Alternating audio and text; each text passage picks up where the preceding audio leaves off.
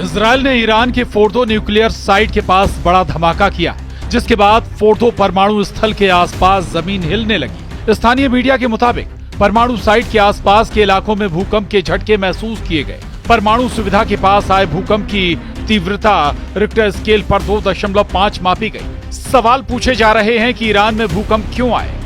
कहीं ईरान ने nuclear test तो नहीं किया, या फिर परमाणु साइट के पास इजरायल के जोरदार धमाके भूकंप की वजह है। उधर इजरायल की ओर ईरान ने भी करीब 100 मिसाइलें दागी। इजरायल से जंग के बीच ईरान का मिशन न्यूक्लियर तेज। परमाणु ठिकानों पर इजरायली बमबारी से भीषण विस्फोट। धमाकों से दहला ईरान, कांपी धरती, फिर आया जलजला। ईरान के कोम शहर के पास फोर्दो न्यूक्लियर साइट पर सबकी निगाहें, जहां एक बार फिर 2.5 तीव्रता का झटका दर्ज किया गया है। ईरान के नेशनल सिस्मोलॉजिकल सेंटर की रिपोर्ट के मुताबिक ये झटका न्यूक्लियर साइट के बिल्कुल आसपास आया है। भूकंप के पहले ईरानी शहर क्रोम के बाहर फोर्दो न्यूक्लियर फैसिलिटी पर कई जोरदार धमाकों की आवाजें सुनी गई। इजरायल के हमले के बाद परमाणु साइट में हुए जोरदार धमाकों को भूकंप आने की वजह माना जा रहा है। इससे पहले खबरें थी कि इजरायल फोर्दो साइट को टारगेट बना सकता है, क्योंकि यहाँ पर ईरान का संवेदनशील यूरेनियम संवर्धन कार्यक्रम चलता। ऐसे में इस हलचल को लेकर दुनिया भर की सुरक्षा एजेंसियां अलर्ट हो गईं। कुछ एक्सपर्ट्स इसे अंडरग्राउंड स्ट्राइक की आशंका से भी जोड़कर देख रहे हैं। फोर्दो साइट के पास सुरक्षा बढ़ा दी गई। हालांकि ईरान की ओर से इस पर अब तक कोई आधिकारिक बयान नहीं आया है, लेकिन जिस तरह से क्रोम का इलाका भूकंप का केंद्र बना, उसने इस पूरी जंग के मंजर को और गंभीर बना दिया है। ये पिछले 2 दिन में आया छठा भूकंप का झटका है। इससे पहले 15 जून यानी रविवार को एक ही दिन में ईरान और उसके आसपास के क्षेत्रों में कुल 5 भूकंप दर्ज किए गए। पहला भूकंप रात 2:15 पर होर्मोजगान के रुदार में आया, जिसकी तीव्रता 3.0 रही। दूसरा झटका होर्मोजगान के कोंग में सुबह 3:45 पर आया। रिक्टर स्केल पर इसकी तीव्रता 3.7 आंकी गई। तो वहीं सुबह 7:11 पर सिस्तान बलूचिस्तान के नोसरख आबाद में तीसरा झटका महसूस किया गया, जिसकी तीव्रता 4.3 मापी गई। तो वहीं चौथा झटका ईरान अफगानिस्तान बॉर्डर के करीब सलाम कला में दर्ज किया गया, जिसकी तीव्रता 2.5 रही।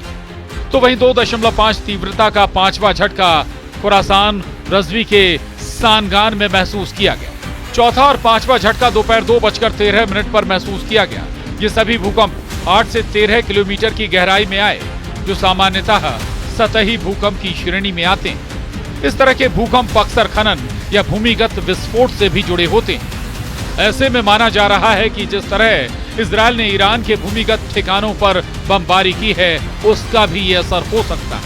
ईरान लंबे समय से अपने परमाणु कार्यक्रम को लेकर अंतर्राष्ट्रीय स्तर पर संदेह के घेरे में रहा है। कई बार उस पर ये आरोप भी लगे हैं कि वो गुप्त रूप से परमाणु परीक्षण कर रहा है। इजरायल के ताजा हमले के पीछे की वजह भी यही बताई जा रही है।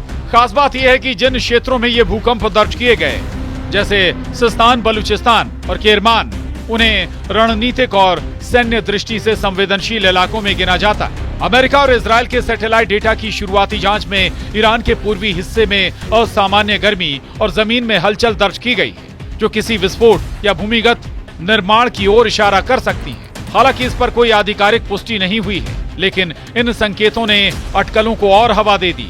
विशेषज्ञों की माने तो भूमिगत परमाणु परीक्षण से भी जमीन में झटका महसूस हो सकता है, जिसे आमतौर पर भूकंप के रूप में दर्ज किया जाता है। ये झटके भले ही तीव्रता में कम हो, लेकिन जब ये सीमित क्षेत्र में बार बार होने लगे तो सवाल उठने लगते हैं। इसने न केवल वैज्ञानिक समुदाय को चौंकाया है, बल्कि अंतर्राष्ट्रीय सुरक्षा विशेषज्ञों को भी चिंता में डाल दिया है और परमाणु पावर बनने के लिए उतावले ईरान पर शक और गहरा जाता है।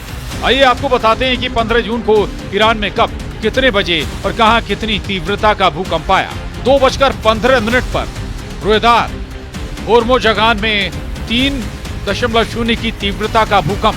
3:45 पर कोंग होर्मोजगान में 3.7 की तीव्रता का भूकंप। 7:11 पर नुसरत आबाद सिस्तान बलूचिस्तान में 4.3 की तीव्रता का भूकंप। 14:13 पर सलाम कला अफगानिस्तान में 2.5 की तीव्रता का भूकंप आया। 14:13 पर ही सानगान, खुरासान, रज़वी में 2.5 की तीव्रता का भूकंप आया। ईरान और इजरायल के बीच जारी लड़ाई आने वाले दिनों में और तेज हो सकती है।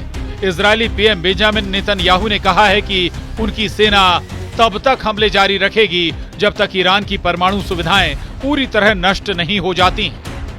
वहीं ईरान के सुप्रीम लीडर अयातुल्लाह खामेनेई ने ऐलान किया है कि उनकी सेना पूरी ताकत से इजरायल को जवाब देगी। ऐसे में दोनों देशों की लड़ाई और तेज होती दिख रही है। जंग के इस माहौल में अब ईरान के सबसे संवेदनशील न्यूक्लियर साइट फोर्दो के पास जमीन कांप उठी है। सोमवार को आए 2.5 तीव्रता के इस झटके ने कई सवाल खड़े कर दिए हैं। फोर्दो न्यूक्लियर साइट QOM के पास 2.5 तीव्रता का भूकंपीय झटका। सिस्मोलॉजिकल सेंटर ने दर्ज की हलचल। इजरायल की निगाहें फोर्दो पर, जंग में नए मोड़ की आशंका। इजरायल पर पहले से ये आरोप लगता रहा है कि वो ईरान के न्यूक्लियर प्रोग्राम को रोकने के लिए गुप्त स्ट्राइक कर सकता है। इस झटके के बाद अटकलें तेज हो गई हैं कि ये कोई अंडरग्राउंड हमला तो नहीं। फोर्दो साइट के पास सुरक्षा बढ़ा दी गई है, लेकिन अब तक ईरान की ओर से कोई बयान सामने नहीं आया। दुनिया भर की निगाहें अब कोम और फोर्दो पर टिक गई। क्या फोर्दो का ये कंपन सिर्फ भूगर्भीय हलचल है या इजरायल के जवाबी प्लान का हिस्सा? ये आने वाला वक्त बताएगा। Bureau report, news 18।